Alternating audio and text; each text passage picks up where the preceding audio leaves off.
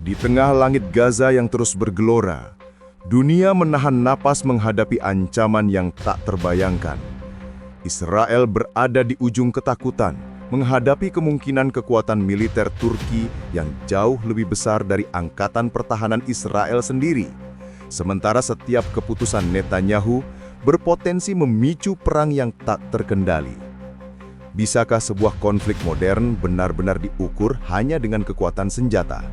Atau ada faktor lain yang lebih menentukan arah nasib ribuan nyawa yang terjebak di tengah ketegangan ini?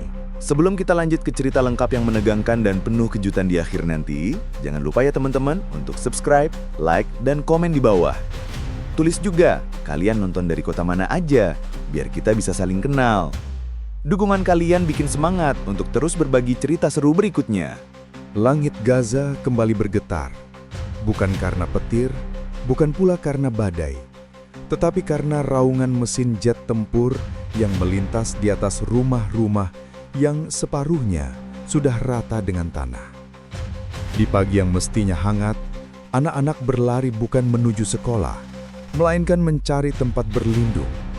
Suara sirene meraung panjang, memecah udara yang sudah pengap oleh debu dan asap.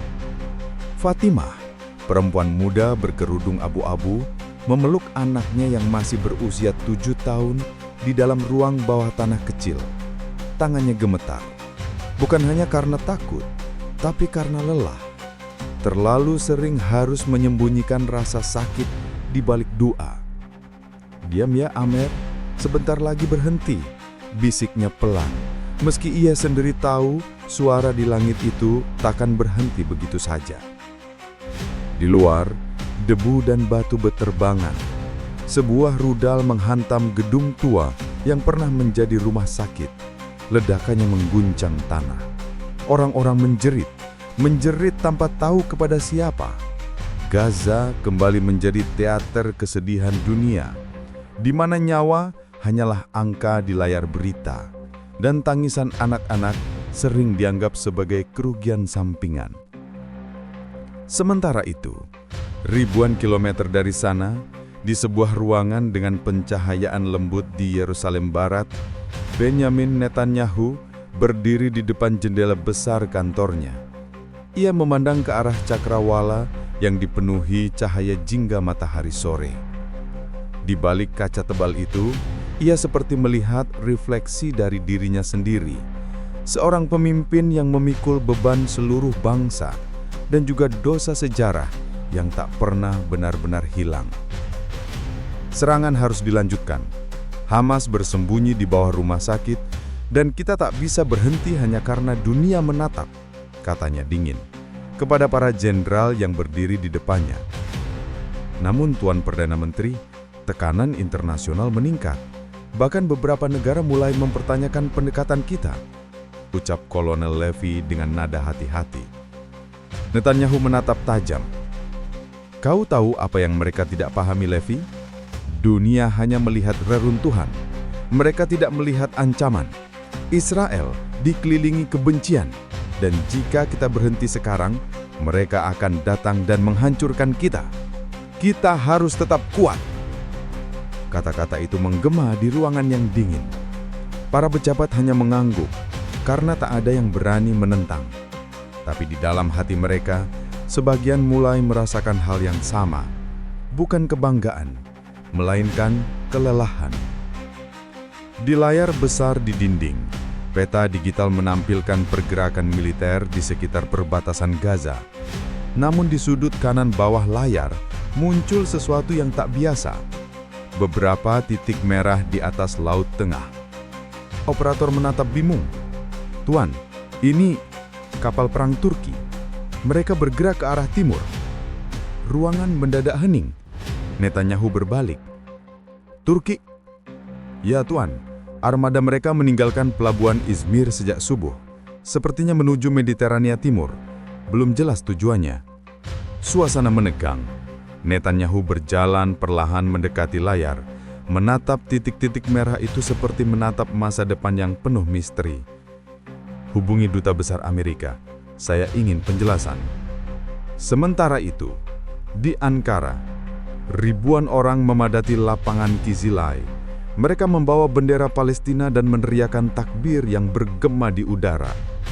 Di balkon istana, Presiden Turki berdiri tegak, menatap kerumunan rakyatnya yang menuntut tindakan nyata. "Cukup sudah," katanya dengan suara berat. "Dunia telah diam terlalu lama. Kami takkan membiarkan anak-anak tak berdosa mati dalam diam, sementara yang berkuasa hanya berdebat di meja diplomasi. Turki akan bertindak." Sorak massa pecah seperti badai. Televisi-televisi menyiarkan pidato itu ke seluruh dunia. Di markas militer Turki, Jenderal Demir, pria berumur 50-an dengan mata tajam, berdiri di depan layar besar, mengamati setiap kata sang presiden. Ia tahu kalimat itu bukan sekadar retorika.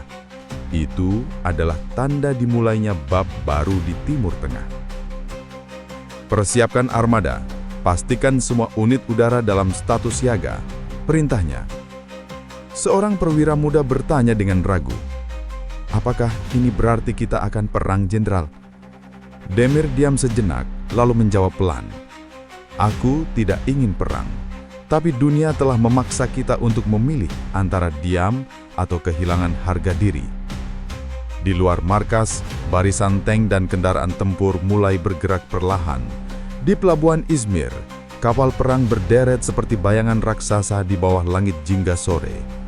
Laut Mediterania yang biasanya tenang, kini bergetar oleh suara mesin-mesin perang yang hidup. Dunia menyaksikan. Media mulai menulis judul-judul besar. "Turki bergerak, Israel dalam siaga tertinggi, Mediterania memanas." Di Gaza, malam tiba dengan cepat. Fatimah masih menatap langit yang berwarna merah tua, bercampur asap dan cahaya dari ledakan jauh di utara. Amer tertidur di pangkuannya, lelah menangis. Di luar, seekor kucing berjalan di antara puing-puing, melintasi jalan yang pernah dipenuhi tawa anak-anak.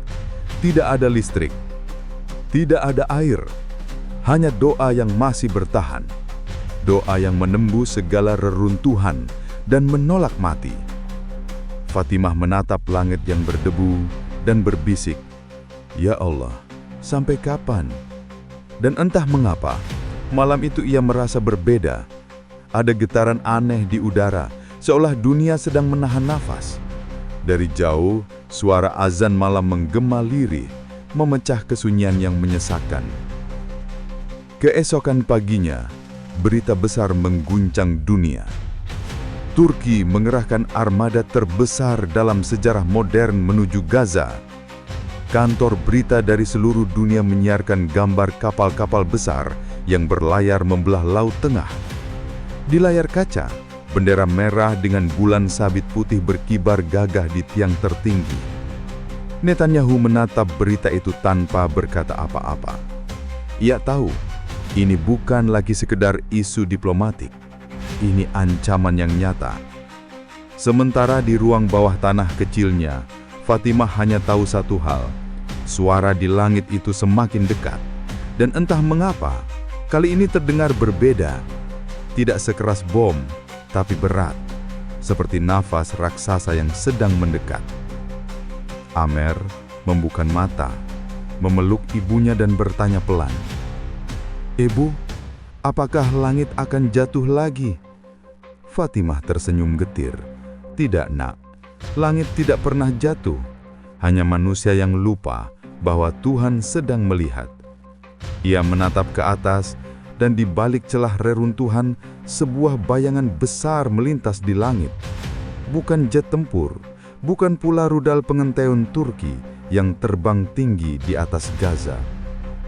Langit Gaza untuk sesaat berubah, bukan menjadi biru, tapi menjadi harapan. Tapi di balik semua itu, di ruang kendali strategis Israel, sirene baru mulai berbunyi. Peringatan masuk dari intelijen Mossad. Turki siap melakukan operasi di zona Mediterania Timur. Semua unit siaga 1. Dan disitulah untuk pertama kalinya sejak bertahun-tahun, Netanyahu tak lagi melihat Gaza sebagai musuh, melainkan cermin. cermin dari apa yang telah ia ciptakan, dan mungkin dari apa yang akan datang. Langit Gaza tetap terbuka, tapi kini di balik awan, bayangan kekuatan baru mulai menebarkan sayapnya. Dan dunia bersiap menyaksikan sejarah berubah. Pagi itu Yerusalem terasa berbeda. Udara yang biasanya kering dan tenang, kini seperti diselimuti oleh sesuatu yang tak kasat mata. Ketegangan yang berat, menggantung di antara gedung-gedung beton dan menara-menara besi. Di halaman depan kantor Perdana Menteri, barisan kendaraan militer berderet rapi. Wartawan dari seluruh dunia berkerumun di luar pagar. Kamera mereka menatap satu pintu. Pintu tempat Netanyahu akan keluar dengan keputusan yang mungkin mengubah sejarah Timur Tengah.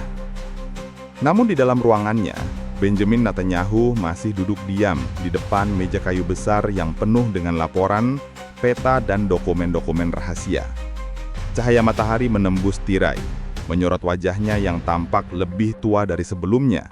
Matanya merah, bukan karena kurang tidur semata, tapi karena tekanan yang terus mengguncang pikirannya sejak malam sebelumnya. Turki mengerahkan armada tempur ke Mediterania Timur. Kalimat itu terus bergema di kepalanya, seperti gema dari masa lalu, dari peringatan-peringatan lama yang kini menjadi nyata. Telepon di mejanya berdering. Ia menatap layar sebentar lalu mengangkat. "Ya, Jake." Suara dari seberang lautan terdengar tegas. Penasihat Keamanan Nasional Amerika. "Bibi, dengar aku baik-baik. Washington sangat khawatir. Langkah Turki bukan gertakan. Mereka benar-benar mengerahkan kekuatan penuh. Presiden kami ingin kau menahan diri." Netanyahu menupuk matanya. "Menahan diri? Kau tahu berapa banyak serangan yang kami hadapi dalam seminggu terakhir? Kau tahu berapa banyak warga kami yang hidup dalam ketakutan? Kami tidak bisa diam hanya karena dunia memaksa kami menelan ancaman." Jack menghela napas panjang. "Aku tahu posisi sulitmu, tapi kalau kau melanjutkan serangan, itu bisa memicu konfrontasi langsung. Dan percayalah, Israel tak akan siap menghadapi gabungan kekuatan Turki, Qatar, dan mungkin Iran yang ikut memanfaatkan situasi ini." Netanyahu berdiri, berjalan menuju jendela besar. Dari sana ia bisa melihat kota suci yang kini dijaga ketat oleh pasukan bersenjata. "Jake, Israel selalu siap. Dunia boleh membenci kami, tapi kami tak akan pernah tunduk. Aku tidak akan menjadi pemimpin yang dikenal karena mundur." Telepon terdiam beberapa detik, lalu suara itu berkata pelan, "Kadang mundur bukan tanda lemah, Bibi, tapi tanda bahwa kau masih punya kemanusiaan." Klik, sambungan terputus. Netanyahu berdiri lama di depan jendela itu. Dalam pantulan kaca, ia melihat wajahnya sendiri, penuh keriput, mata letih dan bayangan masa lalu yang tak mau pergi. Di meja ada sebuah foto keluarganya tergeletak. Istrinya, Sarah, dan anak-anak mereka tersenyum dalam bingkai perak kecil. Ia menghela napas berat. Ia tahu, di balik segala strategi dan kekuasaan, yang paling menakutkan bukanlah musuh di luar sana, melainkan kehilangan dirinya sendiri di dalam pusaran politik dan perang. Sementara itu di markas militer Israel, pertemuan darurat digelar. Para jenderal berkumpul di ruang operasi utama. Di layar gagasan muncul citra satelit pergerakan kapal-kapal Turki yang semakin mendekati zona netral di Mediterania. Armada utama Turki kini berjarak sekitar 300 mil laut dari perbatasan pertahanan kita. Laporan Kolonel Romi dengan nada tegang. Mereka membawa kapal induk kecil, 8 friget dan beberapa kapal logistik. Di udara, pesawat F-19 dan drone tempur Bayraktar sudah mengudara. Salah satu jenderal menatap layar dengan rahang mengeras. "Mereka tidak main-main." "Tidak," jawab Romi cepat. "Dan yang lebih gila, mereka melakukannya di bawah bendera misi kemanusiaan. Dunia akan melihat mereka sebagai pahlawan bukan ancaman." Ruangan menjadi hening. Semua menatap Netanyahu yang duduk di kursi paling ujung. Ia mengetuk meja perlahan, seperti sedang menghitung detak waktu. Dunia boleh memuja mereka, tapi jangan lupa, mereka datang membawa senjata, bukan roti, katanya pelan. Namun Tuan Perdana Menteri, sahut seorang penasihat diplomatik, Turki mengklaim mereka tidak akan menyerang kecuali kita yang memulai lebih dulu. Jika kita salah langkah, kita bisa kehilangan legitimasi global. Netanyahu menatapnya tajam. Legitimasi global tidak akan menyelamatkan anak-anak kita dari roket. Aku tidak butuh simpati dunia. Aku butuh keamanan. Tak ada yang berani membalas. Di sisi lain dunia, televisi menayangkan gambar yang sama. Kapal-kapal Turki melintas dengan gagahnya. Sementara di dek kapal terlihat bendera besar bertuliskan "Untuk Gaza". Dunia bersorak. Hashtag Pray for Gaza dan hashtag Turkey Stands Up memenuhi jagat maya. Namun di Israel, suasana berbeda. Warga di Tel Aviv dan Haifa mulai resah. Sirene peringatan berbunyi beberapa kali malam itu. Ketakutan mulai menyisup dalam kehidupan sehari-hari. Seorang ibu menangis di depan kamera berita lokal. Kami hanya ingin hidup damai. Tapi kami tahu, jika perang benar-benar pecah, tak ada tempat aman bagi kami. Kata-kata itu sampai ke telinga Netanyahu. Ia duduk di ruangannya, menatap televisi tanpa suara. Ia melihat rakyatnya, ketakutan, marah, bingung. Ia tahu sebagai pemimpin, ia bertanggung jawab atas semua itu. Tapi tanggung jawab seringkali datang bersama kesepian yang mematikan. Ia berdiri dan berjalan menuju dinding yang dipenuhi peta dan foto-foto udara. Ia menatap satu wilayah kecil di tepi pantai, Gaza. Sebuah potongan tanah sempit yang seolah tak pernah berhenti berdarah. Kenapa? Gumamnya. Kenapa setiap keputusan tentang Gaza selalu membawa kita ke jurang yang sama? Di Ankara, Jenderal Demir menerima laporan intelijen terbaru. Pasukan udara siap. Kapal tempur sudah menunggu perintah. Tapi ia tahu, sekali mereka melangkah, dunia tak akan sama lagi. Seorang ajudan mendekat. Jenderal, perintah dari Presiden. Jika Israel menyerang lagi dalam 24 jam, operasi akan dimulai. Demir menatap jam tangannya. Waktu berjalan lambat. Setiap detik terasa seperti ledakan yang belum terjadi. Ia menatap laut dari jendela markasnya. Laut yang menghubungkan dua dunia, timur dan barat, iman dan kekuasaan, damai dan perang. Semoga Tuhan membimbing manusia, karena kekuatan tanpa bimbingan hanya akan membawa kita pada kehancuran. Malam itu di Yerusalem, Netanyahu tidak pulang. Ia masih di kantor, hanya ditemani oleh segelas kopi yang sudah dingin. Di atas mejanya laporan terbaru dari Mossad tergeletak. Turki mempersiapkan sistem elektronik yang bisa menonaktifkan sebagian radar Iron Dome di radius tertentu. Ia membaca kalimat itu berulang-ulang. Tangannya mengepal. Jadi ini permainan mereka, katanya lirih. Mereka ingin menunjukkan bahwa mereka bisa menembus benteng kita tanpa menembakkan peluru pun. Ia tahu, perang modern bukan hanya soal senjata. Ini tentang reputasi, tentang siapa yang terlihat lebih kuat di mata dunia. Dan dalam permainan itu, kekuatan moral bisa menjadi senjata yang lebih tajam daripada misil. Netanyahu menatap peta lagi. Di bawah lampu redup, garis-garis wilayah terlihat seperti luka di tubuh bumi. Ia menunduk, menutup matanya, dan untuk pertama kalinya, malam itu suaranya bergetar. Apakah aku melindungi negeriku? Atau hanya melindungi egoku? Pertanyaan itu menggantung di udara. Tak ada jawaban. Hanya kesunyian panjang yang menekan dada. Keesokan harinya berita mengejutkan datang. Kapal bantuan Turki ditembak rudal tak dikenal di dekat jalur Gaza. Dunia langsung menuding Israel. Pemerintah Ankara marah besar. Di konferensi pers, Presiden Turki berdiri dengan wajah tegang. Kami menuntut penjelasan. Jika ini tindakan Israel, maka dunia akan menyaksikan konsekuensinya. Sorak rakyat Turki menggema di jalan-jalan. Media internasional memblow up berita itu. Dunia gempar. Dan di Israel, Netanyahu menatap televisi dengan ekspresi yang sulit dibaca. Di matanya ada api dan ketakutan yang sama besarnya. Ia tahu, satu langkah salah lagi dan seluruh Timur Tengah akan terbakar. Ia menatap peta di hadapannya, menghembuskan napas berat dan berkata pelan, "Kita berada di persimpangan, dan aku tidak tahu lagi arah mana yang benar." Langit Yerusalem pagi itu terlihat cerah, tapi di balik birunya, awan-awan kelabu mulai menebal. Tanda badai besar sedang menuju ke Tanah Suci. Pagi di Ankara tidak seperti biasanya. Udara yang biasanya tenang, kini penuh dengan suara sirine, langkah pasukan, dan getaran dari mesin-mesin raksasa yang mulai hidup. Dari langit, helikopter militer melintas beriringan seperti kawanan burung besi yang bersiap menuju cakrawala tak pasti.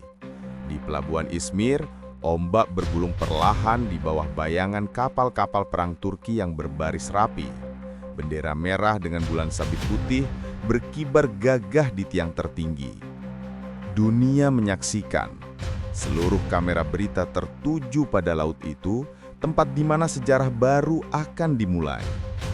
Para jurnalis bersuara terbata-bata, mencoba menggambarkan situasi yang terasa seperti mimpi.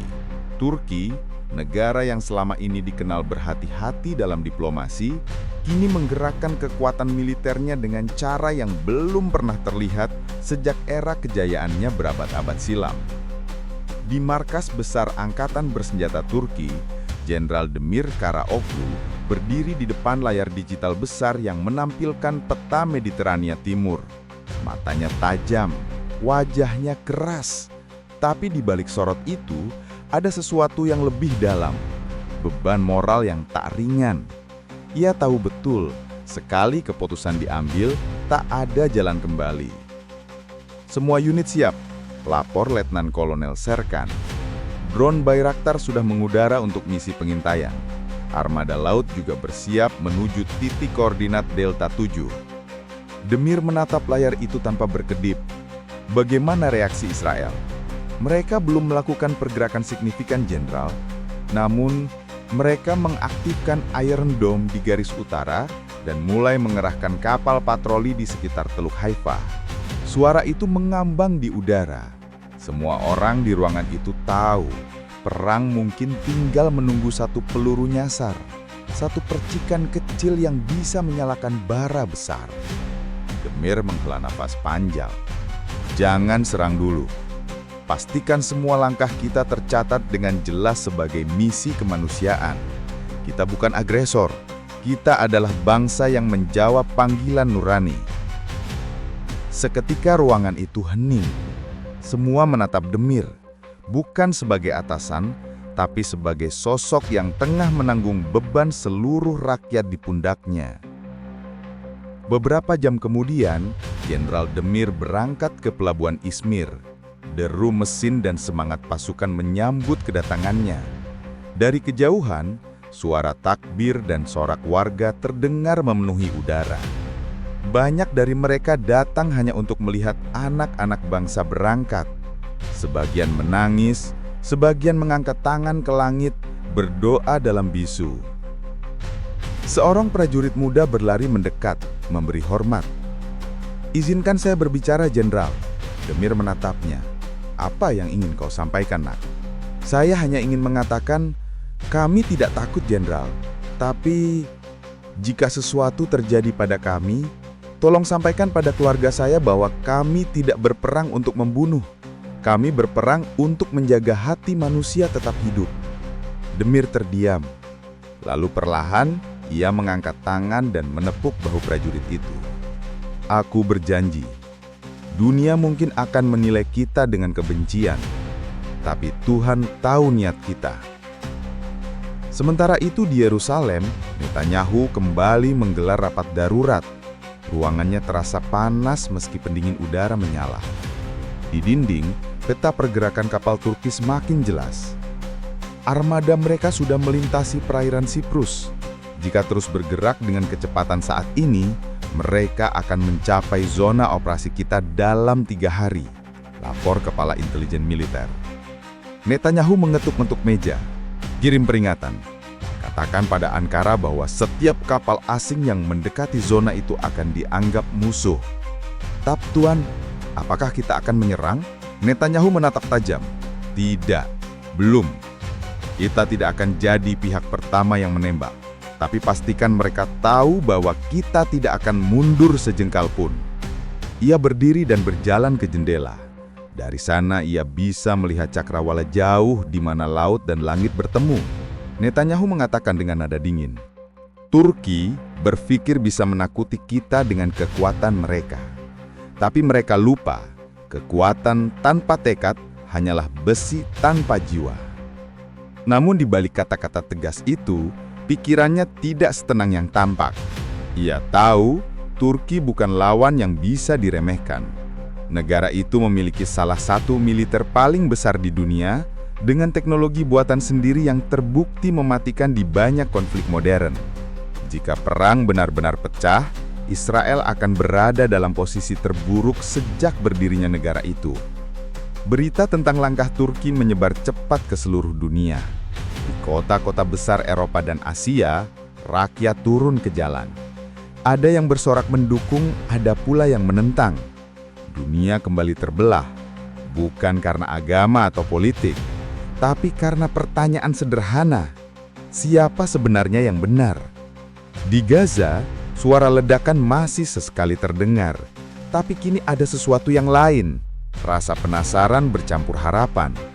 Fatimah, perempuan muda yang semalam berdoa di bawah langit yang berasap, mendengar kabar itu dari radio kecil milik tetangganya. Turki bergerak. Mereka datang untuk kita, kata suara itu di radio. Air matanya menetes tanpa sadar.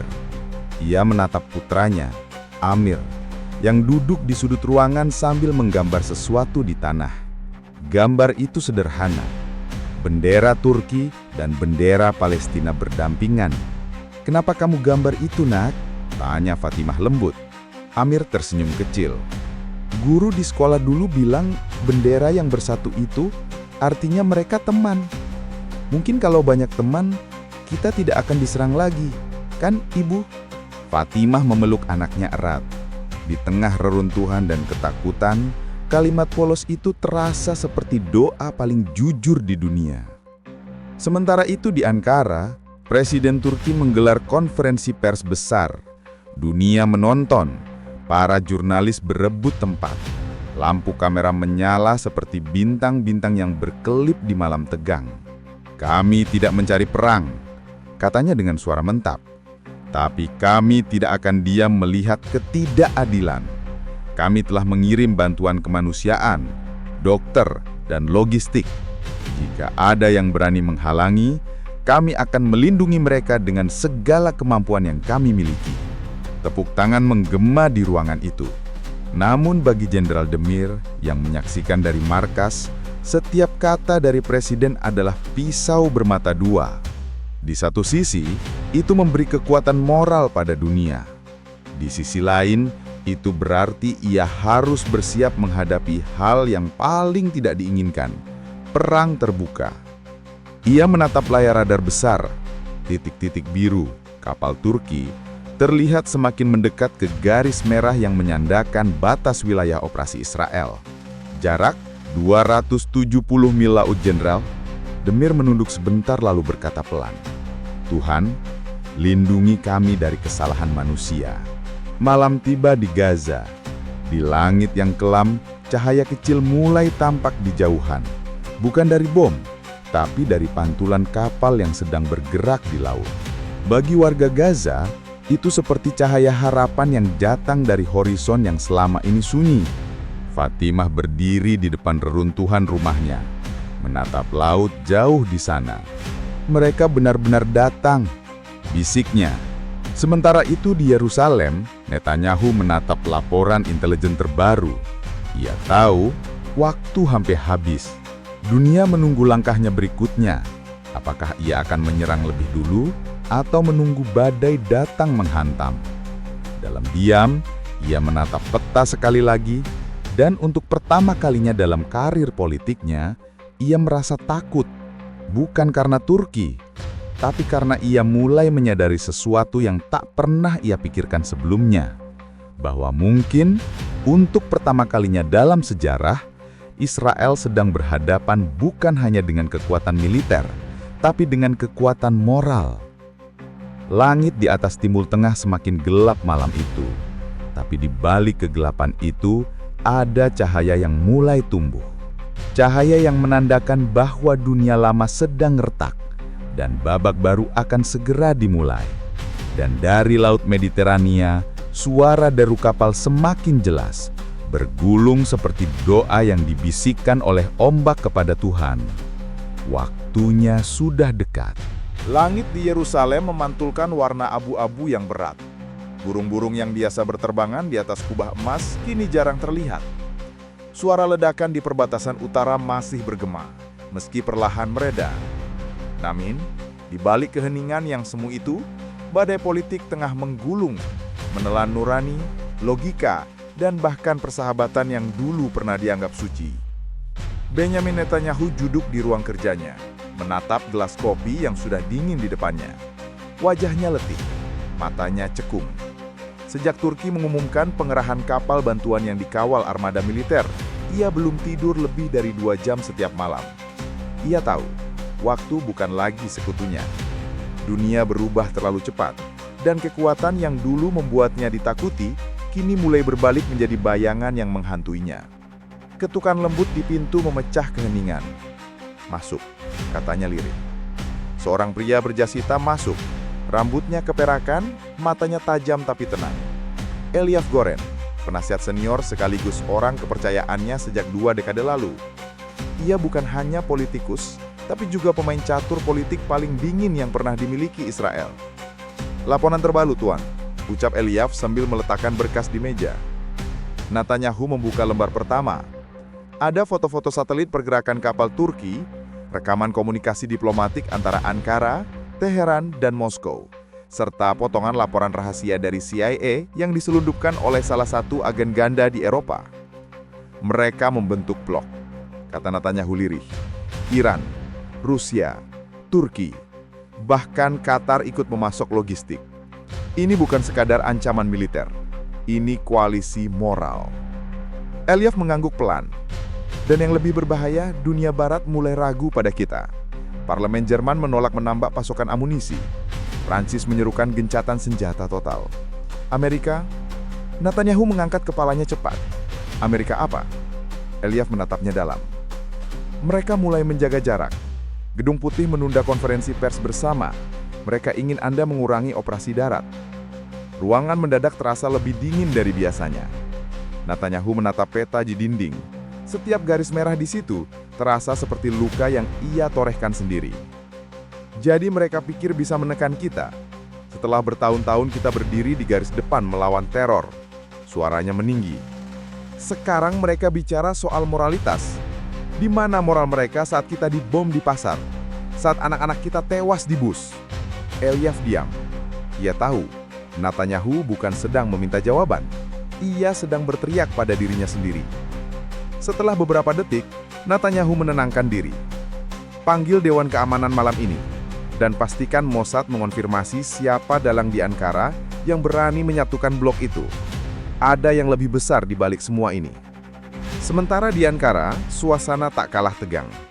Di ruang rapat bawah tanah Kompleks Menteri Pertahanan, Jenderal Demir Karagoglu duduk di depan layar yang menampilkan data-data terbaru. Di sampingnya, Menteri Luar Negeri Turki, Orhan Çevik, menatapnya dengan sorot mata serius. "Israel sudah menempatkan kapal selam mereka di Laut Tengah. Kami tidak bisa memastikan muatannya, tapi sangat mungkin ada rudal nuklir taktis di dalamnya," kata Orhan dengan serius. Demir terdiam sejenak. "Mereka ingin memancing kita melangkah terlalu jauh. Tapi dunia menunggu langkah kita berikutnya, Demir. Jika kita berhenti sekarang, seluruh dukungan rakyat Arab akan hilang. Jika kita terus maju, resiko perang terbuka tak terelakkan." Suara itu seperti gema di dalam dadanya. Antara tanggung jawab dan akal sehat, batasnya semakin kabur. Ia tahu betul, dalam politik internasional, kebenaran sering kalah oleh narasi. Presiden ingin memastikan semua pasukan siap, tapi ia juga meminta agar kita tetap bisa berdialog. "Kami sedang membuka saluran rahasia melalui Moskow. Rusia bersedia menjadi mediator, tentu saja dengan imbalan politik." Demir menghela napas berat. Selalu ada imbalan di dunia ini. Ia menatap layar. Sebuah titik merah kecil berkedip di dekat perairan Gaza. Mungkin dunia tidak tahu, tapi di titik kecil itu, ada manusia-manusia yang menunggu keajaiban. Kita tak bisa mundur. Malam itu, di Washington, lampu Gedung Putih masih menyala terang. Presiden AS berdiri di depan jendela, menatap bintang-bintang yang samar di langit musim gugur. Di belakangnya, Menteri Luar Negeri berbicara dengan nada serius. Situasi semakin tidak terkendali. Jika Turki menyerang, NATO akan terpecah. kita akan kehilangan keseimbangan di Timur Tengah. Presiden hanya menjawab pelan, dan jika Israel menyerang lebih dulu, kita akan kehilangan kredibilitas moral kita. Mereka berdua tahu, apapun keputusannya, dunia akan berubah. Tapi jauh di dalam benaknya, Presiden AS mulai menyadari bahwa ada kekuatan baru yang sedang bangkit. Bukan kekuatan senjata, tapi kekuatan empati dan kemarahan rakyat terhadap ketidakadilan yang menumpuk selama berpuluh-puluh tahun. Kembali ke Yerusalem, rapat darurat dimulai tengah malam. Semua pejabat tinggi hadir. Ruangan terasa sesak oleh ego, rasa takut, dan ambisi. Kita tidak bisa menunggu mereka menyerang, kata Menteri Pertahanan keras. Turki sedang mengirim drone pengintai mereka. Mereka mengklaim misi kemanusiaan, tapi kita tahu itu hanya kedok. Kita harus menyerang dulu sebelum mereka menguasai opini dunia. Netanyahu menatap mereka satu persatu. Kalian semua bicara seolah-olah perang ini hanya tentang senjata. Tapi perang ini tentang citra, tentang siapa yang tampak sebagai korban dan siapa yang jadi penjahat. Ruangan hening. Ia melanjutkan. Suaranya pelan tapi tegas. Kita akan kendalikan narasi. Aku ingin seluruh media internasional menayangkan laporan tentang rudal Hamas, bukan tentang penderitaan Gaza. Bawa para jurnalis asing ke wilayah selatan. Tunjukkan mereka reruntuhan kita, bukan mereka. Salah satu penasihat muda memberanikan diri. Tuan, bagaimana dengan laporan amnesti dan video bocoran serangan di Rafah? Netanyahu menatapnya tajam. Bocoran bisa dihancurkan, narasi bisa dibentuk. Dunia percaya pada apa yang mereka lihat, bukan pada apa yang sebenarnya terjadi. Beberapa hari kemudian, dunia dibuat terkejut. Sebuah kapal bantuan Turki bernama Al-Farabi diserang oleh drone tak dikenal di tengah laut. Ledakan besar menewaskan 7 awak kapal dan melukai puluhan relawan. Israel membantah, tapi bukti visual menunjukkan sisa-sisa komponen senjata yang identik dengan drone buatan Israel. Turki langsung bereaksi keras. Presiden mereka tampil di televisi nasional. Matanya merah, suaranya bergemetar menahan marah. Serangan terhadap kapal bantuan adalah serangan terhadap kemanusiaan itu sendiri. Kita tidak akan diam. Dunia harus tahu siapa sebenarnya pelaku kejahatan ini. Rakyat Turki turun ke jalan. Ribuan orang berteriak di depan kedutaan besar Israel di Ankara. Bendera Israel dibakar, kedutaan ditutup. Dunia terguncang. Sementara itu, di Yerusalem, Netanyahu menatap layar berita dengan wajah tanpa ekspresi. Tapi tangannya gemetar halus di atas meja. Elyah mendekat. Tuan, ini bisa menjadi bumerang. Rusia dan Iran sudah memanfaatkan peristiwa ini untuk menyerang diplomasi kita. Netanyahu menjawab pelan. Biarkan mereka. Setiap bangsa punya batas kesabarannya. Aku hanya memastikan mereka mencapai batas itu terlebih dahulu. Namun, malam itu, saat semua orang telah pergi, Netanyahu tetap duduk sendirian di ruang kerjanya. Lampu-lampu kota terlihat berkelap di jauhan. Ia menatap pantulan wajahnya di kaca jendela, dan untuk sesaat, ia tidak mengenali dirinya sendiri.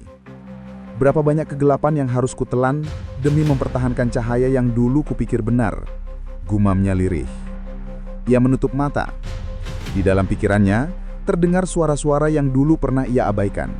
Suara anak-anak Gaza yang menangis, suara pemuda Turki yang bersumpah menolong, dan suara hati nuraninya sendiri yang kini tak lagi ia bisa bungkam. Langit di Yerusalem tampak gelap malam itu.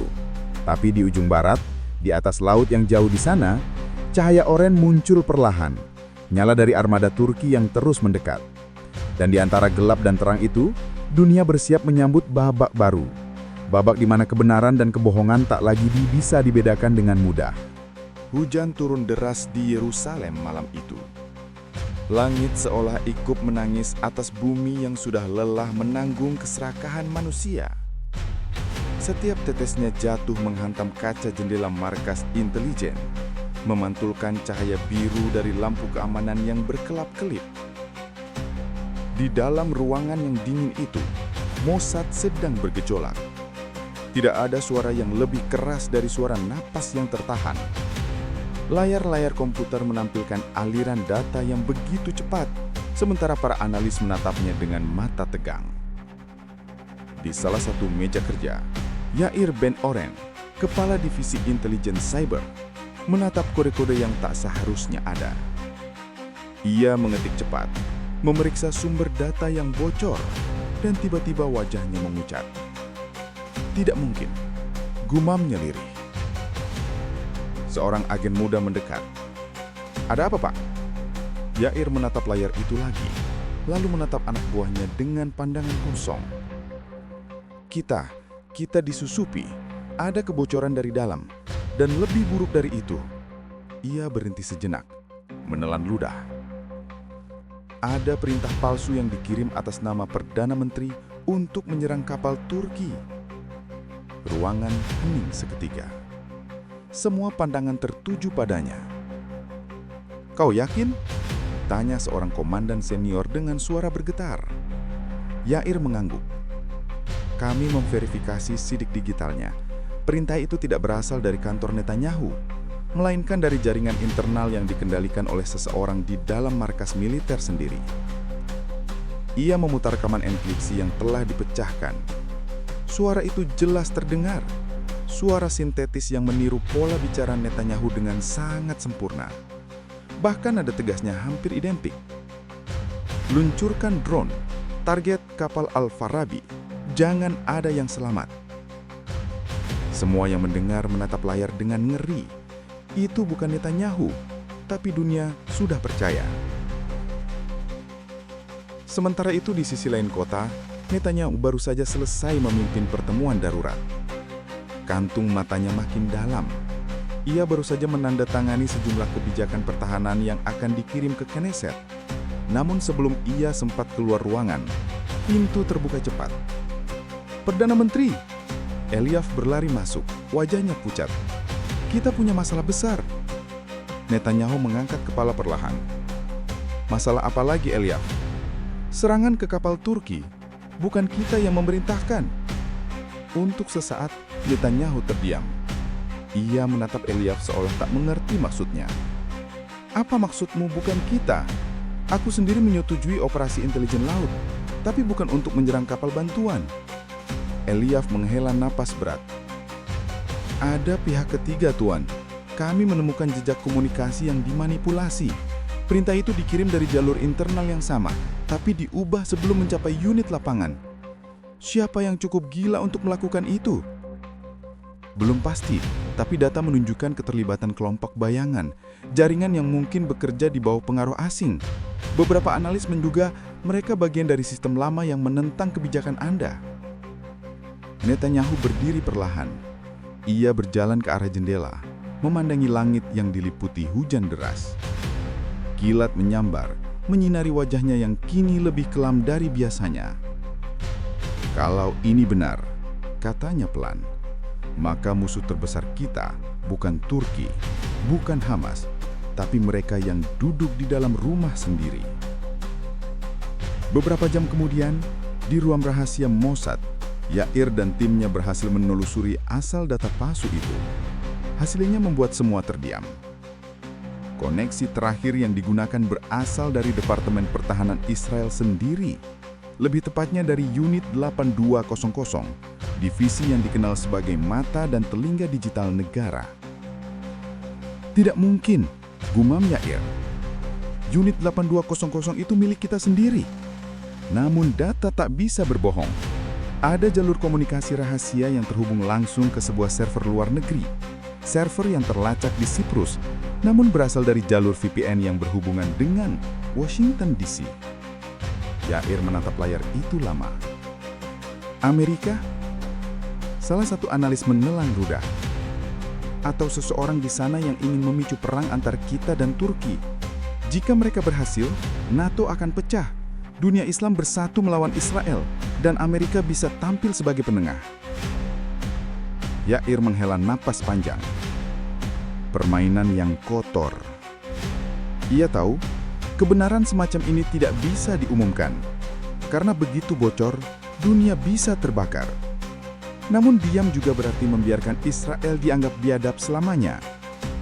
Sementara itu di Ankara, Presiden Turki duduk di ruang rapat bersama Jenderal Demir dan Menteri Luar Negeri Orhan. Di layar besar, berita tentang serangan kapal Al-Farabi masih diputar tanpa henti. Bukti baru menunjukkan ada pesan rahasia yang dikirim dari server anonim. tapi sulit dipastikan apakah itu benar-benar dari Israel. Demir memandangi layar itu dalam-dalam.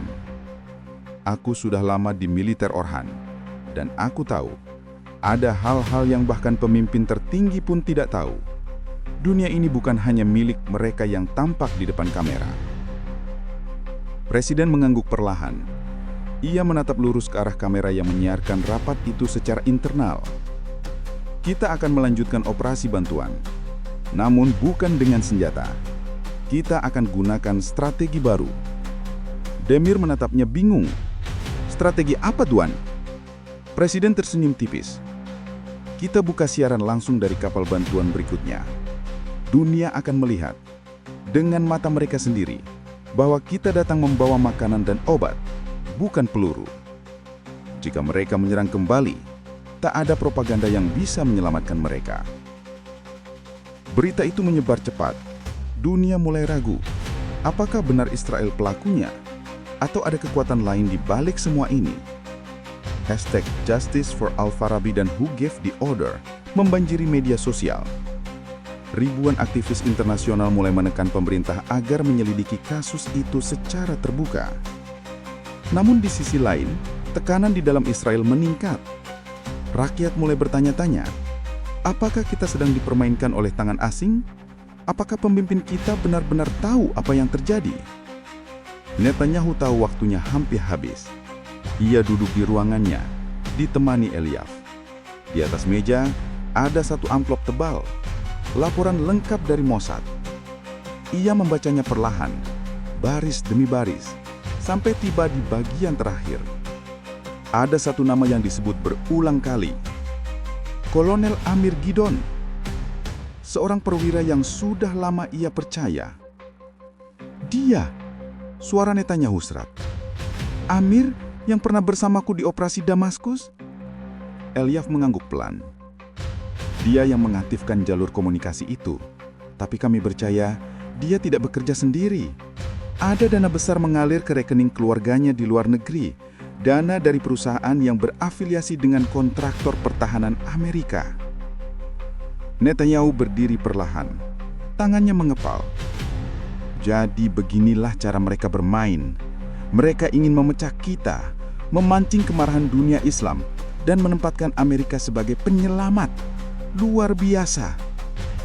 Ia berjalan menuju meja, menatap berkas itu sekali lagi, lalu berbisik. Tapi aku belum kalah. Malam itu, di markas Mossad, Yair menerima pesan terenkripsi dari sumber anonim. Pesan itu hanya berisi satu kalimat. Kebenaran tidak bisa disembunyikan di balik strategi. Bersama pesan itu, ada lampiran file. Video mentah dari ruang kendali unit 8200 yang menunjukkan Kolonel Amir menekan tombol perintah serangan dengan ekspresi dingin dan penuh keyakinan. Yair menatap video itu lama. Ia tahu, jika file ini bocor ke publik, dunia akan tahu kebenarannya. Tapi harga yang harus dibayar akan terlalu besar. Perpecahan di dalam negeri, krisis politik, dan mungkin perang saudara kecil di jantung Israel sendiri. Namun ia juga tahu, diam berarti berkhianat pada nurani. Di luar, hujan berhenti. Langit tampak jernih untuk pertama kali setelah berhari-hari gelap.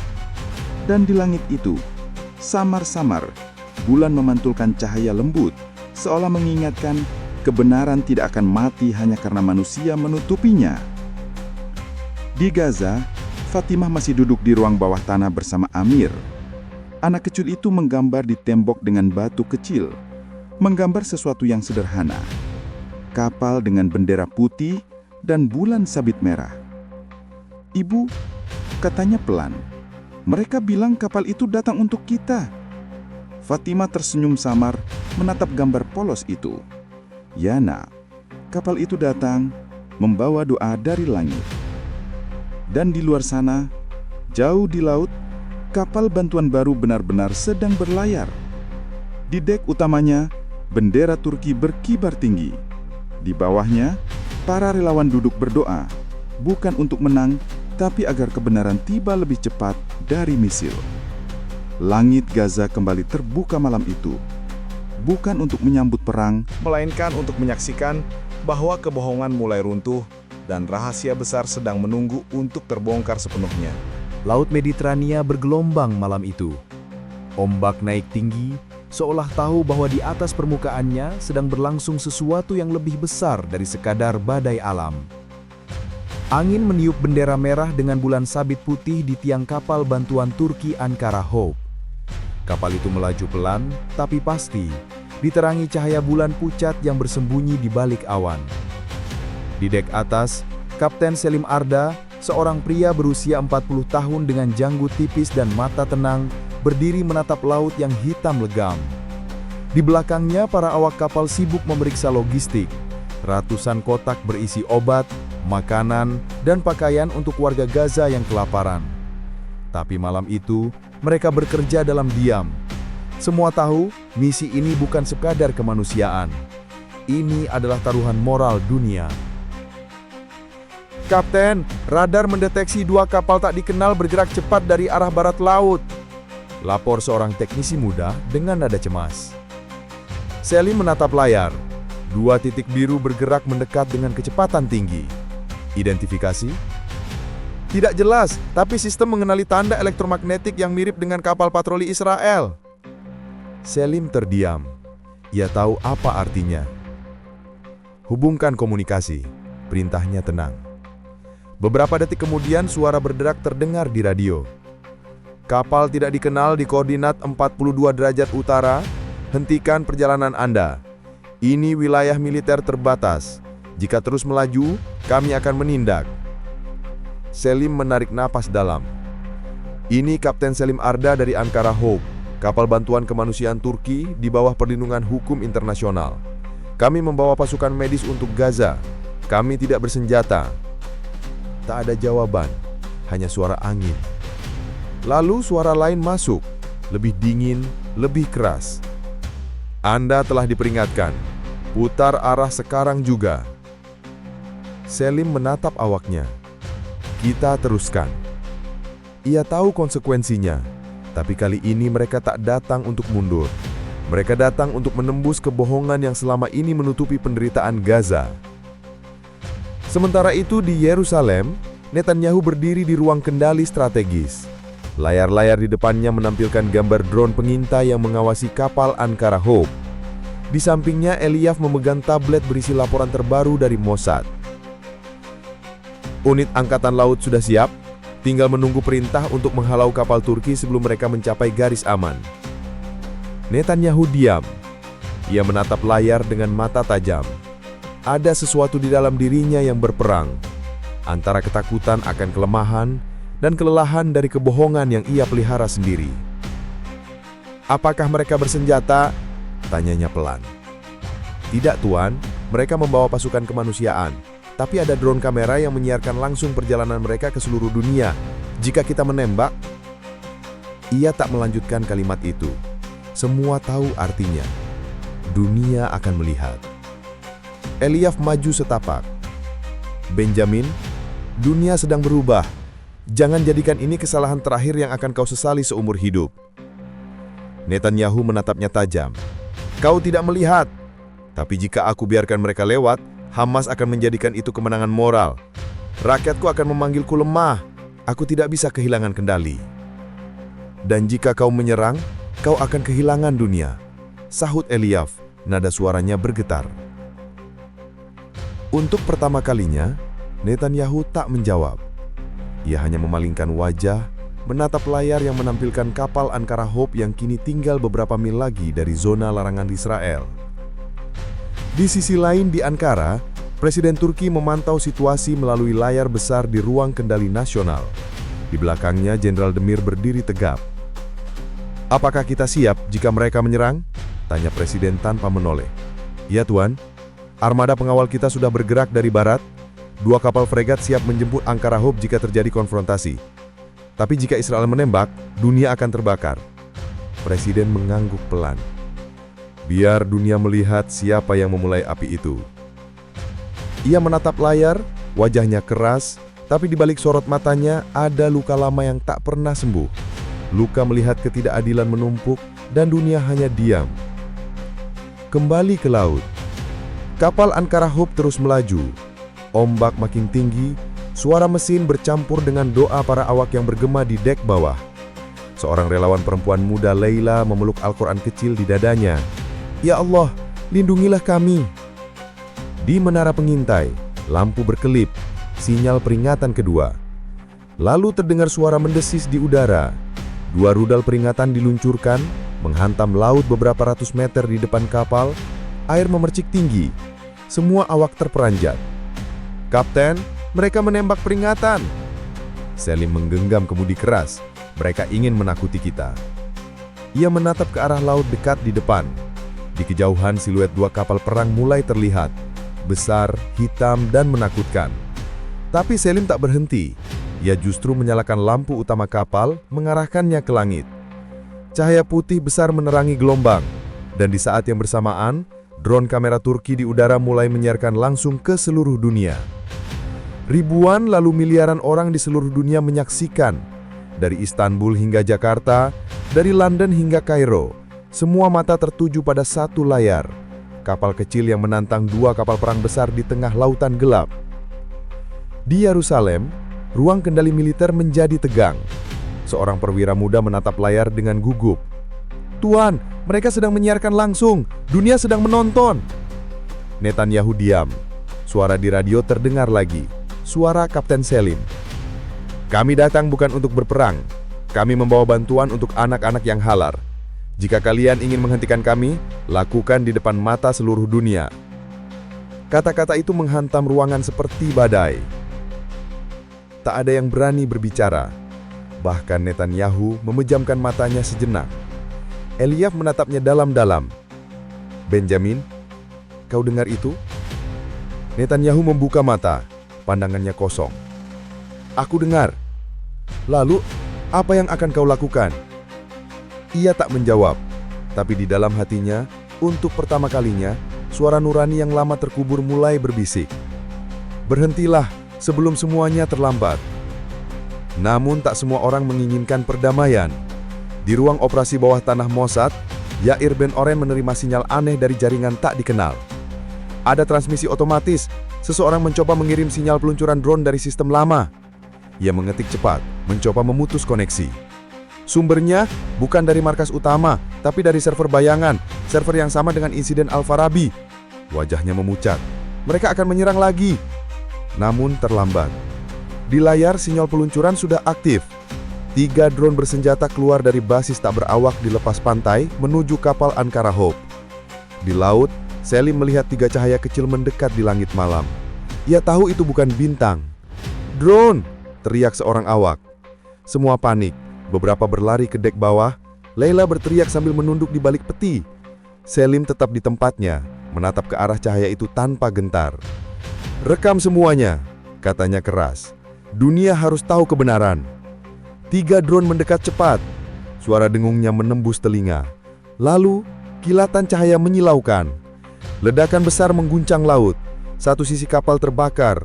Api menjalar cepat, menyulut drum bekas bahan bakar cadangan. Gelombang menggulung tinggi, menelan suara tangis dan jeritan. Leila terlempar ke dek, tubuhnya berdarah, tapi di tangan kirinya, kamera kecil masih menyala. Ia mengangkatnya dengan sisa tenaga. "Dunia, lihatlah!" bisiknya lirih. Di Ankara, siaran langsung itu berhenti tiba-tiba, tapi cukup lama untuk menunjukkan api besar di tengah laut dan teriakan Allahu Akbar dari para awak yang tersisa. Presiden Turki berdiri terpaku. Jenderal Demir menatapnya dengan mata basah. "Mereka membakar kapal bantuan, Tuan. Dunia menyaksikannya." Presiden menggenggam tangan. "Kirim armada penuh. Tidak ada lagi alasan untuk diam." Dan di seluruh dunia, ledakan moral terjadi. Media internasional menayangkan ulang rekaman itu. Ribuan orang turun ke jalan, bendera Israel diturunkan di banyak kedutaan. Tapi di Yerusalem, Netanyahu hanya duduk diam di kursinya. Ia tahu ia tak pernah memerintahkan serangan itu. Ia tahu ada tangan lain yang menarik pelatuk. Tapi dunia tak mau tahu siapa dalangnya. Eliah menatapnya pelan. "Benjamin, perang ini keluar dari tangan kita." Netanyahu menatap langit malam di luar jendela. Hujan kembali turun. Tidak, Benjamin. Perang ini baru saja mulai. Sementara itu di Gaza, Fatimah menatap langit malam yang memerah dari arah laut. Cahaya oranye menerangi wajahnya yang basah oleh air mata. Amir bertanya polos, "Ibu, apakah mereka sudah datang untuk menolong kita?" Fatimah memeluk anaknya erat. "Mereka datang, Nak, tapi manusia tak selalu menyambut kebaikan dengan tangan terbuka." Ia menatap langit yang terbakar dan berbisik pelan, "Ya Allah, lindungilah mereka yang membawa kebenaran." Dan di atas laut yang bergolak, di balik api dan asap, satu kamera kecil masih merekam, membawa bukti bahwa kebenaran tak akan tenggelam meski ombak dunia mencoba menelannya. Malam setelah ledakan itu, dunia menjadi bisu. Bukan karena tak ada suara, melainkan karena terlalu banyak suara yang saling menabrak. Teriakan, kemarahan, doa, dan kebohongan yang bersaing untuk didengar. Video terakhir dari kapal Ankara Hope beredar ke seluruh penjuru bumi. Potongan detik-detik sebelum ledakan, suara Kapten Selim berkata lirih, "Kami datang membawa kehidupan, bukan perang." Kalimat itu berhenti di tengah ledakan, lalu layar menjadi hitam. Namun dunia sudah melihat cukup. Di Ankara, langit pagi diselimuti awan abu-abu. Ribuan orang memenuhi jalan utama menuju parlemen. Mereka membawa poster bertuliskan, "Mereka membunuh pembawa bantuan. Balas dengan kehormatan. Untuk Gaza, untuk kemanusiaan." Suara takbir bergema di antara bangunan.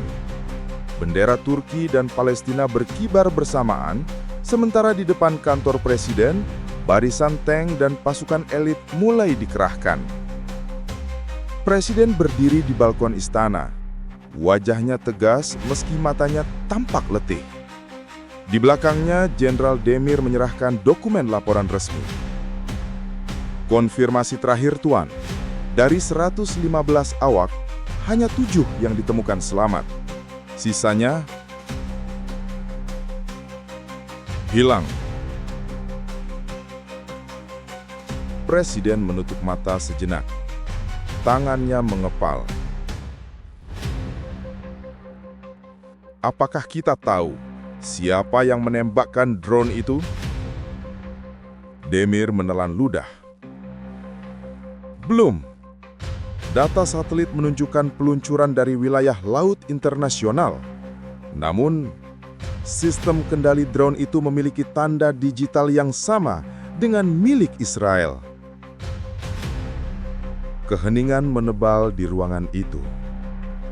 Akhirnya, Presiden berkata pelan, namun setiap katanya terdengar seperti palu keadilan yang menghantam batu.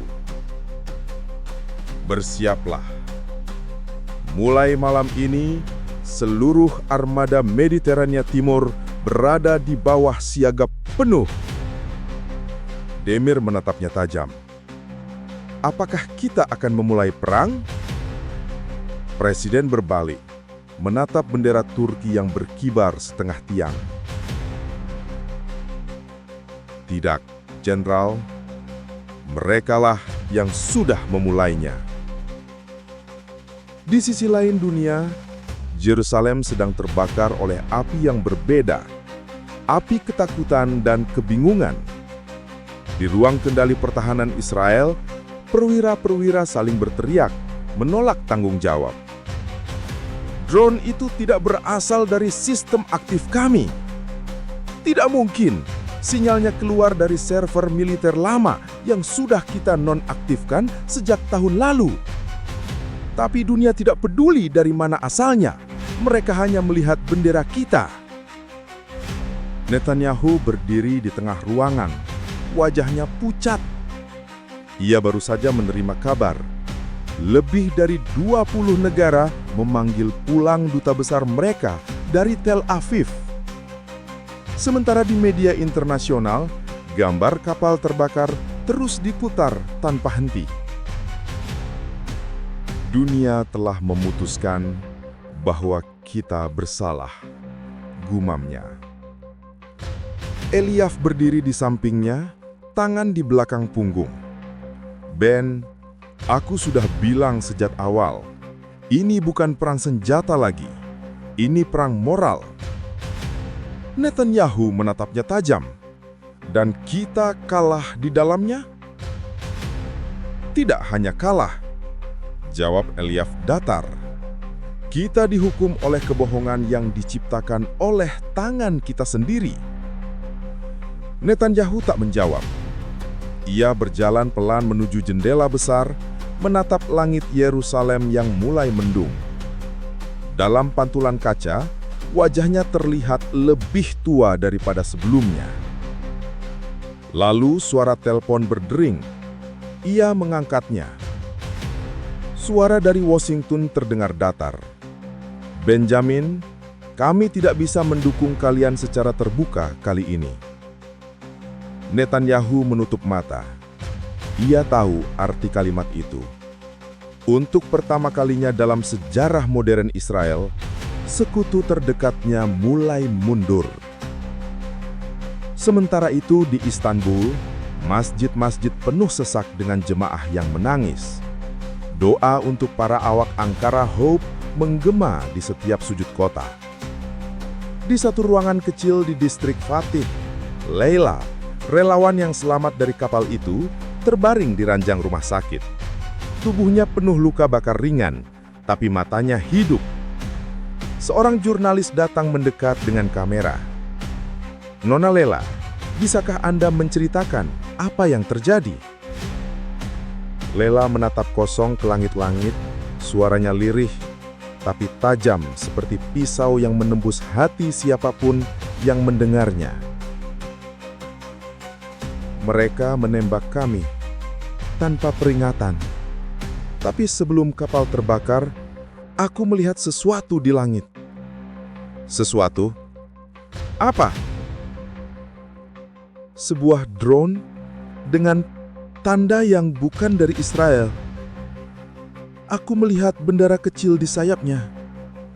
Bukan bintang biru, tapi logo asing seperti elang putih. Jurnalis itu terpaku. Elang putih? Leila mengangguk pelan. Aku tidak tahu artinya. Tapi aku tahu, bukan hanya Israel yang ada di balik ini. Kabar itu menyebar cepat. Elang putih menjadi teka-teki global. Negara-negara mulai berspekulasi. Apakah ada kekuatan ketiga yang ingin memprovokasi perang antara Turki dan Israel? Sementara itu di London, Dewan Keamanan PBB menggelar sidang darurat. Semua pandangan tertuju pada perwakilan Turki yang berdiri tegak dengan nada suara bergetar. Kami tidak akan tinggal diam ketika kemanusiaan diinjak oleh drone tanpa nama. Dunia harus memilih, diam atau berdiri di sisi yang benar. Delegasi Israel membantah keras, menyebut serangan itu sebagai insiden tidak dikenal. Namun dunia sudah terlanjur memihak. Di Gaza, langit malam berubah menjadi kanvas api. Pesawat tempur Israel kembali menggempur wilayah utara dengan alasan menghancurkan basis Hamas. Tapi kali ini, tidak ada lagi yang percaya bahwa bom itu hanya menargetkan militan. Fatimah menggenggam tangan Amir erat, berlari menembus debu dan asap. Jangan lepas, nak! Jangan lepas! Anak itu menangis. Tubuhnya bergetar. Ibu, kenapa mereka membenci kita? Fatimah terdiam. Ia ingin menjawab, tapi liluhnya keluh. Dalam hatinya, hanya ada satu kalimat yang terus bergema. Kebencian lahir dari ketakutan. Sementara di Tel Aviv, suasana berbeda. Ribuan warga Israel turun ke jalan menentang pemerintah mereka sendiri. Mereka membawa poster bertuliskan, "Kami tidak ingin perang yang bukan milik kami. Kemanusiaan di atas kebanggaan." Netanyahu menonton dari jendela ruang kerjanya. suara rakyatnya sendiri kini menjadi gema yang tak bisa dia hentikan. Elyaf masuk membawa laporan baru. Turki sudah mengerahkan 6 kapal perang ke Mediterania Timur. Mereka mengawal jalur laut menuju Gaza. Dunia menontonnya, Ben. Netanyahu menatap layar yang menunjukkan kapal-kapal Turki bergerak gagah di bawah cahaya matahari sore. Tahukah kamu apa yang paling menakutkan dari semua ini, Elyaf? Apa? Mereka tidak datang dengan bom. Mereka datang dengan keyakinan. Elyaf mengangguk pelan. Dan keyakinan adalah senjata yang tak bisa dihancurkan oleh rudal manapun. 3 hari kemudian, sesuatu yang tak terduga terjadi. Sebuah file rahasia bocor ke publik. Dalam file itu, terungkap bahwa serangan drone terhadap Ankara Hope bukan diperintahkan oleh Israel, namun oleh sekelompok kontraktor pertahanan bayangan yang selama ini menjual sistem senjata kepada kedua belah pihak. Nama mereka White Falcon Dynamics, sebuah konsorsium militer swasta yang beroperasi di bawah radar dengan satu tujuan, mempertahankan perang agar bisnis mereka tetap hidup. Berita itu meledak di media dunia seperti bom moral. Tiba-tiba, semua teori berubah. Dunia sadar bahwa perang bukan lagi pertarungan antara negara dan negara, tapi antara kemanusiaan dan keserakahan. Di Ankara, Presiden menatap layar dengan wajah tegang. Jadi, mereka bukan dari Israel. Demir mengangguk. Tidak, tapi mereka menggunakan jaringan satelit Israel lama untuk menembak, agar terlihat seolah itu perintah dari Tel Aviv. Presiden memejamkan mata. Berarti, dunia hampir terbakar karena tipuan segelintir manusia. Benar, Tuan. Ia berdiri tegak. Kita tidak akan biarkan ini berlanjut, tapi kita juga tidak akan berhenti. Karena kebenaran yang lahir dari darah harus dijaga dengan kehormatan. Di Yerusalem, Netanyahu menatap berita yang sama. Matanya merah. Jadi, selama ini kita juga korban permainan. Elyaf mengangguk. Tapi kau yang akan menanggung dosanya di mata dunia. Netanyahu menghela napas panjang. Mungkin sudah waktunya bagi kita untuk berubah, Elyaf. Dunia tidak lagi percaya pada kekuatan. Mereka ingin melihat kemanusiaan. Elyaf menatapnya lama. Apakah itu artinya kau siap untuk bernegosiasi? Netanyahu tersenyum pahit. Negosiasi bukan dengan mereka, Elyaf, tapi dengan nurani kita sendiri. Malam itu di Gaza, Fatimah menatap langit yang kini tenang. Amer tertidur di pangkuannya. Dari radio kecil yang nyaris rusak, terdengar berita bahwa Turki dan Israel tengah mempertimbangkan gencatan senjata sementara. Air mata Fatimah menetes pelan. Ia tahu ini belum akhir, tapi setidaknya langit malam ini lebih sunyi dari biasanya. Ia menatap bintang-bintang, lalu berbisik. Mungkin inilah awal dari kebangkitan kebenaran.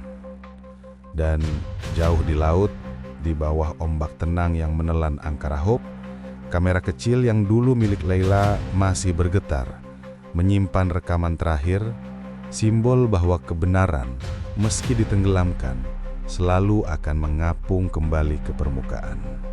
Kabut pagi menyelimuti pantai Ashdod. Kapal-kapal militer Israel berlabuh dalam formasi ketat, senjata mereka terarah ke laut. Bukan untuk menyerang, tapi untuk berjaga. Dunia sedang menahan nafas. Setelah tragedi Ankara Hope, ketegangan antara Turki dan Israel mencapai titik di mana satu kesalahan kecil saja bisa memicu perang dunia baru. Namun, sesuatu yang tak biasa terjadi. 2 pesawat militer Turki mendarat di Bandara Ben Gurion di bawah izin diplomatik khusus. Dari dalam pesawat, keluar 3 pria berpakaian hitam dengan emblem bendera Turki di dada. Mereka tidak datang membawa senjata. Mereka datang membawa pesan damai, tapi juga kebenaran yang bisa mengubah segalanya. Di Yerusalem, di ruang rapat bawah tanah yang dijaga ketat, Benyamin Netanyahu duduk berhadapan dengan Jenderal Demir dari Turki. Tidak ada senyum, tidak ada basa-basi, hanya keheningan yang bisa menelan waktu. Netanyahu membuka percakapan pertama. Selamat datang di tanah yang sedang kehilangan kepercayaannya. Demir menatapnya dingin. Kami datang bukan untuk menghukum, tapi untuk menuntut kejujuran. Dunia butuh tahu siapa yang sebenarnya menyalakan api ini. Netanyahu menghela nafas panjang. Aku juga ingin tahu. Demir meletakkan sebuah perangkat kecil di meja. Kami menemukan ini di reruntuhan Ankara Hawk. Perangkat itu bergetar, lalu menampilkan logo elang putih, White Falcon Dynamics. Sebuah hologram muncul di udara, menampilkan rekaman satelit, 3 drone yang meluncur dari pangkalan tak dikenal di laut lepas, jauh dari zona Israel maupun Turki. Ini bukan milik kami, dan ini bukan milik Anda. Netanyahu menatap layar itu lama. Mereka ingin kita saling menghancurkan. Demir mengangguk, dan hampir berhasil. Keduanya saling berpandangan. Tak ada kata-kata, tapi dalam diam itu, 2 musuh yang terbakar dendam menemukan satu musuh bersama, kekuatan gelap yang bersembunyi di balik perang. Di Ankara, Presiden Turki menatap layar besar yang menampilkan siaran langsung dari Yerusalem.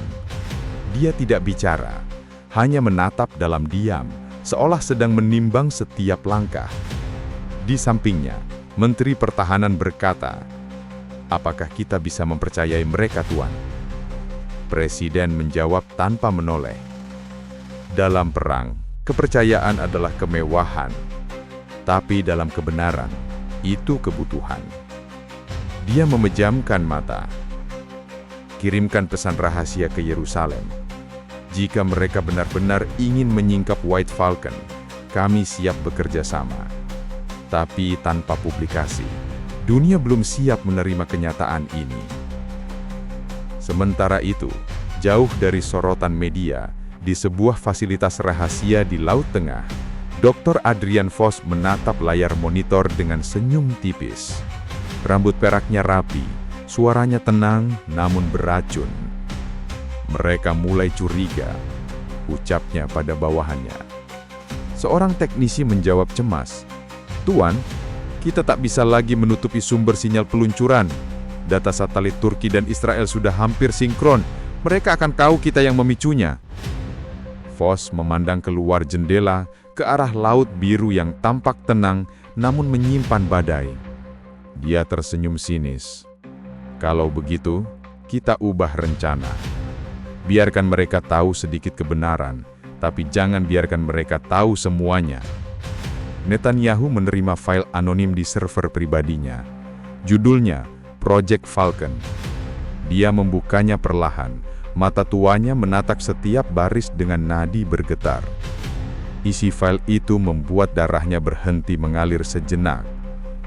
White Falcon Dynamics adalah perusahaan bayangan yang didanai oleh konsorsium pertahanan multinasional. Tujuan mereka, menciptakan eskalasi permanen di Timur Tengah agar pasar senjata global tetap hidup. Mereka telah menyusup ke sistem komunikasi militer Israel dan Turki melalui satelit komersial. Ankara Hawk hanyalah ujian pertama. Netanyahu menutup laptopnya dengan keras, nafasnya memburu. Dia menatap Eliav yang berdiri di pintu. Ini permainan yang lebih besar dari negara manapun.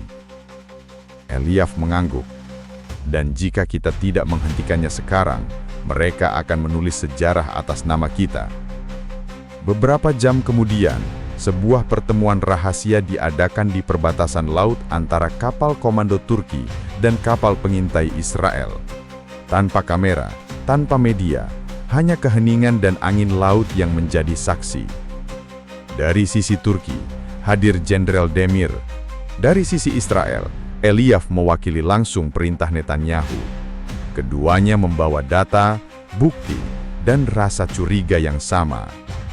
Demir meletakkan berkas di meja. White Falcon beroperasi dari fasilitas bawah laut di koordinat ini. Kami ingin menyerbu mereka. Eliav menatapnya curiga. Bagaimana jika ini jebakan? Kalau begitu, kita mati bersama, jawab Demir dingin. Sunyi sesaat, lalu Eliav berkata pelan, "Kita hidup di dunia yang diciptakan oleh kebohongan. Mungkin saatnya kebohongan itu kita hancurkan." Demir mengangguk. "Maka, biarlah kebenaran ini menjadi peluru pertama." Beberapa hari berikutnya menjadi minggu paling tegang dalam sejarah modern Timur Tengah. Media global terus menyorot gencatan senjata misterius Turki dan Israel tanpa tahu bahwa dua negara itu diam-diam membentuk koalisi bayangan untuk melacak dan menghancurkan White Falcon. Di dalam rapat terbatas PBB, delegasi Amerika tampak gelisah. Mereka khawatir jika kebenaran White Falcon terbongkar, akan ada negara besar yang ikut terseret karena salah satu pendananya adalah konglomerat senjata asal Barat. Sementara itu, publik hanya melihat satu hal. Dua musuh lama, Turki dan Israel, mendadak diam. Tidak ada serangan, tidak ada pidato kebencian, hanya keheningan yang mencurigakan. Di Gaza, Fatimah duduk di reruntuhan rumahnya yang kini tinggal batu dan debu. Amir bermain dengan batu kecil di sampingnya. Suara radio tua memutar berita. Turki dan Israel dikabarkan melakukan operasi rahasia bersama untuk mengungkap kelompok yang memicu serangan terhadap Ankara Hope.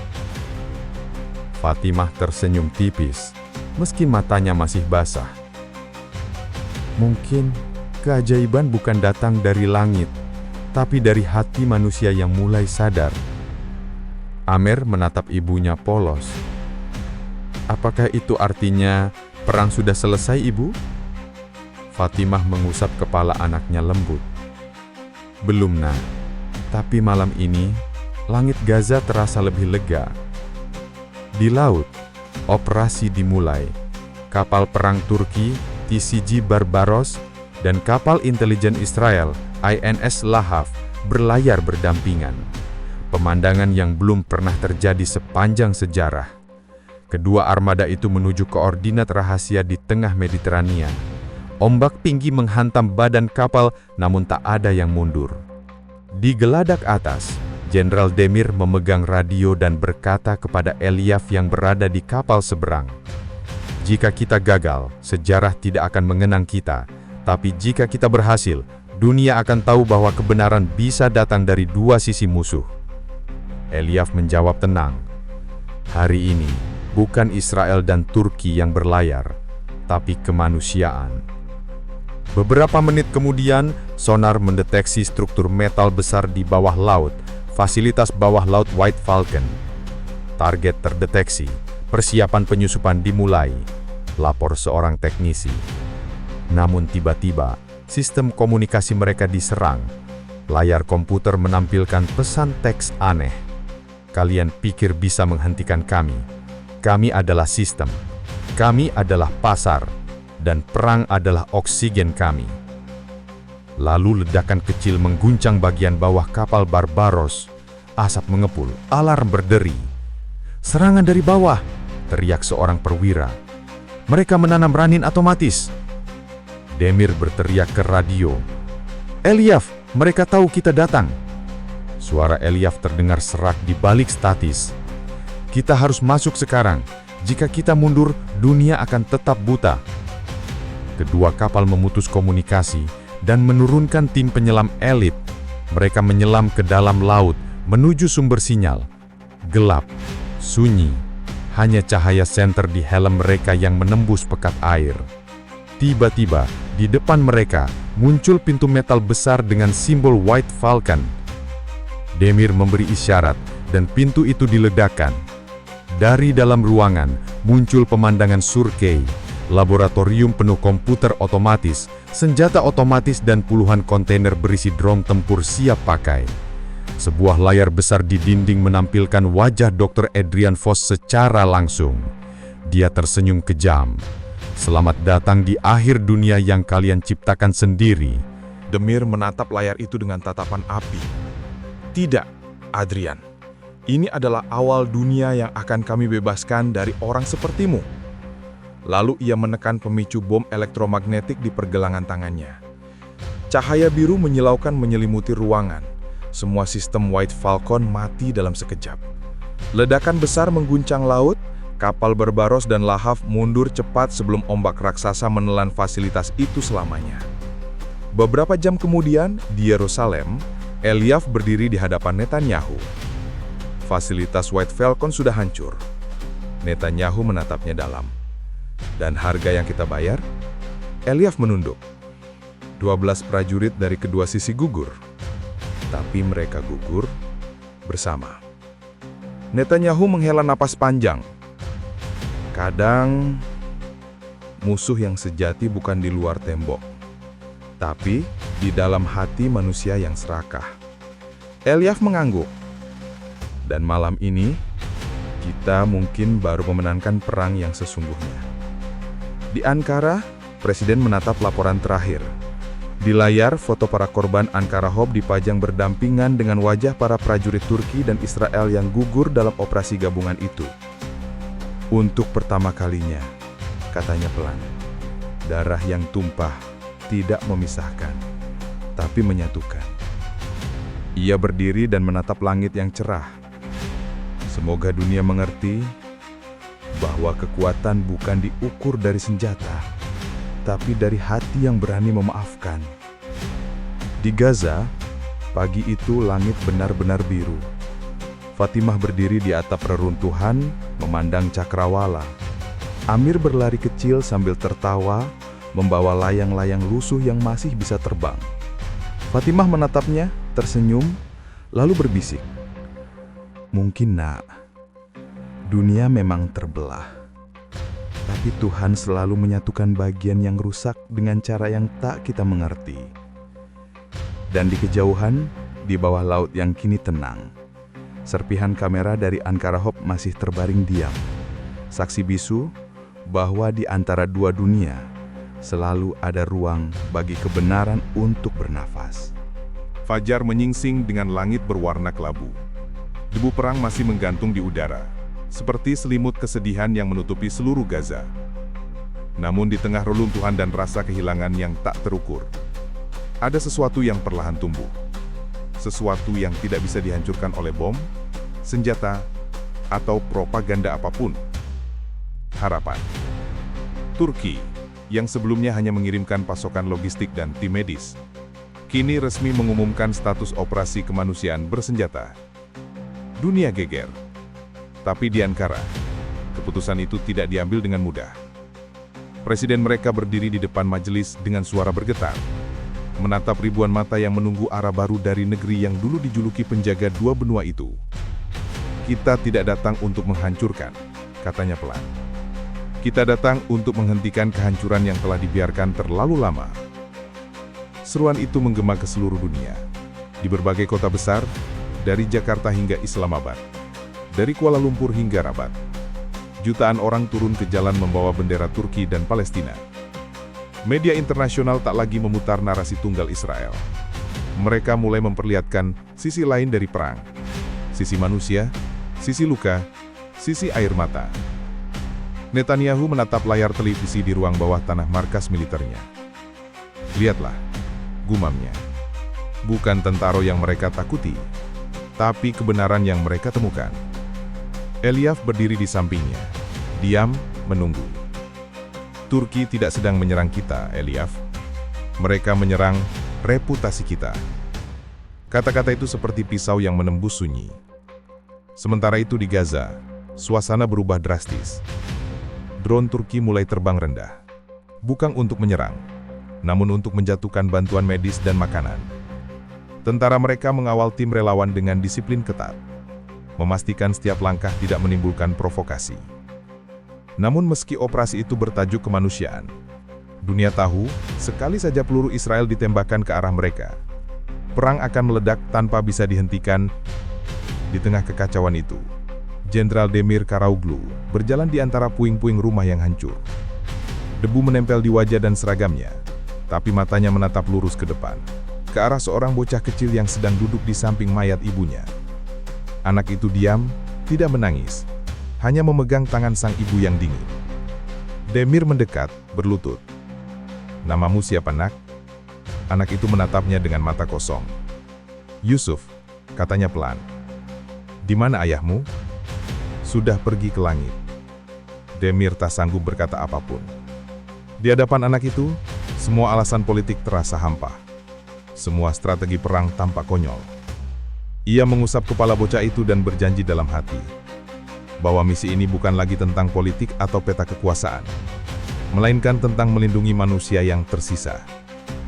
Di Yerusalem, Netanyahu memanggil rapat darurat dengan komandan IDF. Ia tahu waktu semakin menipis. Tekanan dari dalam dan luar negeri membuat posisinya rapuh. "Turki sudah di pantai Gaza," seru salah satu jenderal. "Mereka mendirikan zona aman dan melarang kita mendekat sejauh 2 km. Jika kita langgar, mereka akan menembak. Dan kalau kita biarkan, mereka akan memperluas wilayah itu dan dunia akan menyebutnya wilayah kemanusiaan di bawah perlindungan Turki. Dalam seminggu, mereka bisa punya pangkalan permanen di sana." Netanyahu terdiam lama, pikirannya berpacu. Jika menyerang, dunia akan menghukumnya. Jika diam, kekuasaannya akan runtuh. Ia menatap Eliav. "Kau tahu apa artinya ini?" Eliav mengangguk.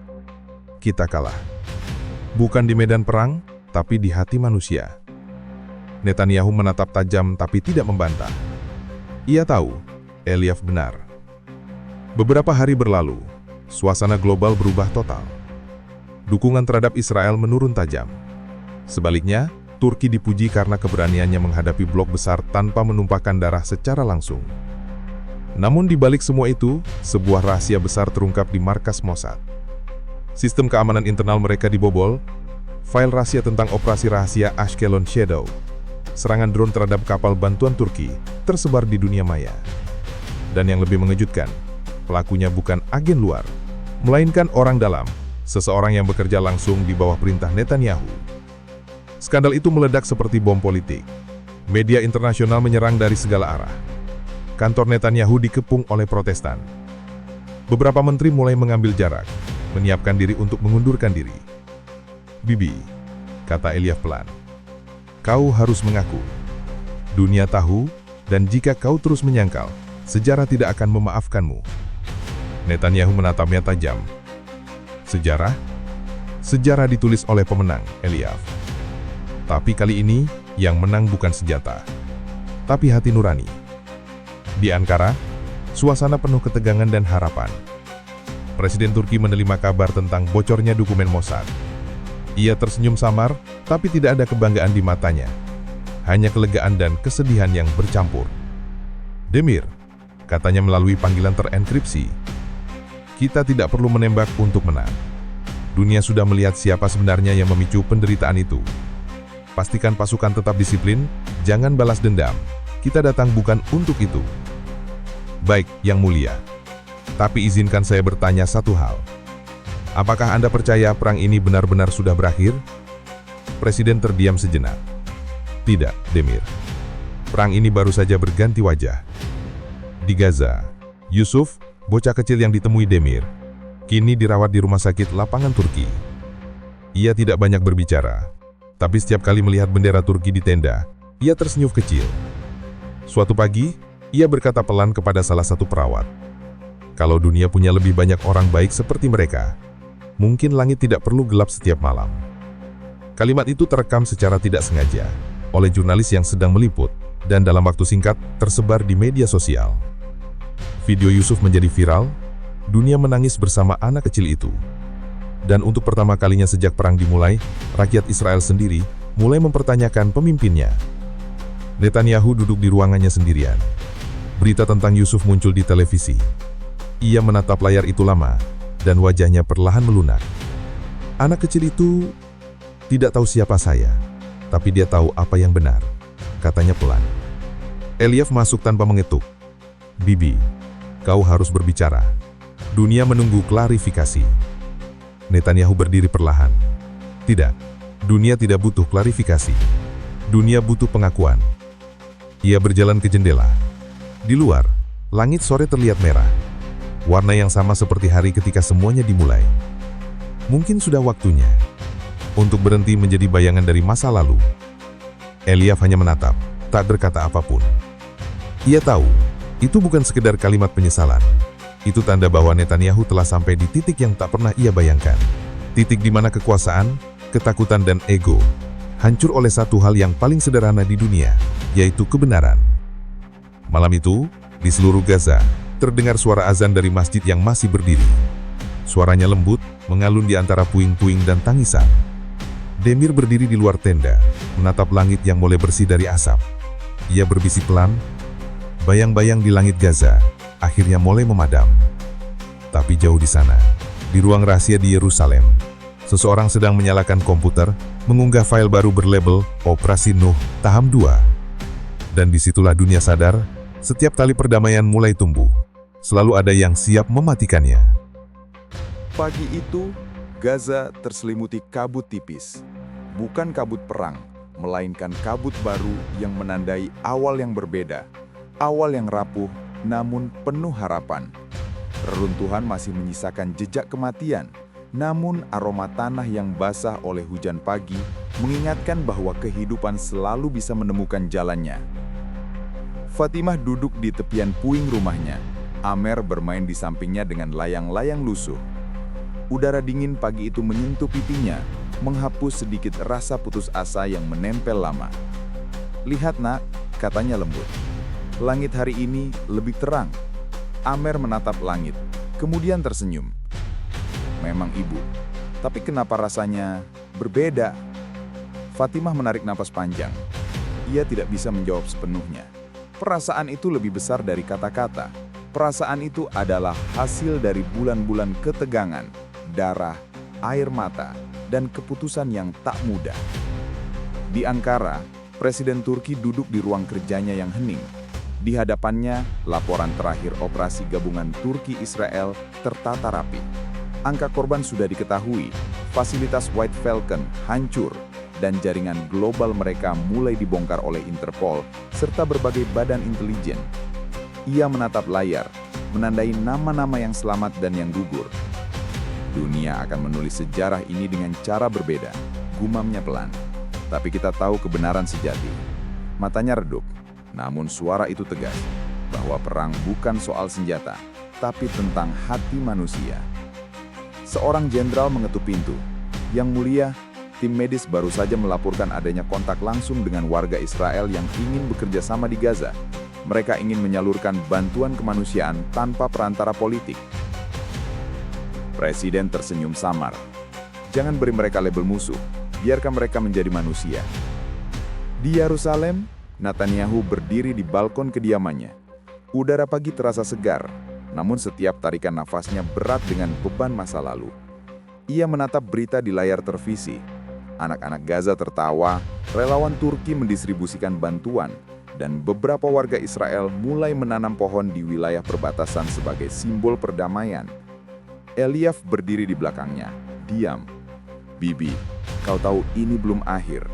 White Falcon mungkin sudah mati sebagai organisasi, tapi ide mereka tetap ada di mana-mana.